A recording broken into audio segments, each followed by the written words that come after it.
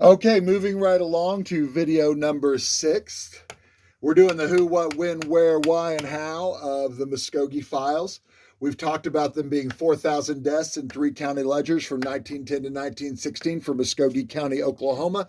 They will provide us a blueprint to history and the lost mysteries of this time period. We are going to follow them. So let's talk about how we are going to follow them, wherever they lead. And so today, I happen to live in an area where I have access to the Oklahoma History Center. It is very close to me. And so one of the first places that I went was there. I followed them and I went and showed them there, and they began to show me things from their collections that matched these, such as directories from the time period, photos from the time period, and a massive newspaper archive from the time period.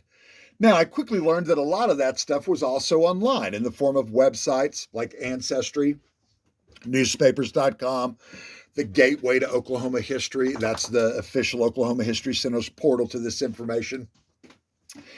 And so I could begin to follow them down those paths. Now, very quickly, when you start going down those paths, you start to meet other people going down those same paths. And so one of the big things we're going to follow them to is descendants, other people that know this history, know this story, historians, people who study and produce this information, writers who've taken this information and turned it into a book or a story before.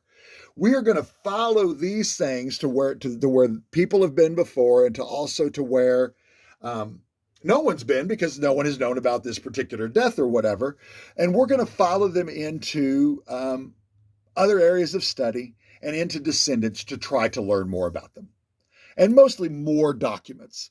What I want more than anything, I think, to piece together some of the more interesting mysteries, we're going to need more documentation, not just stories, but actual clues.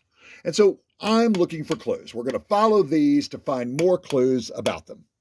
And that's essentially what our mission is. Okay.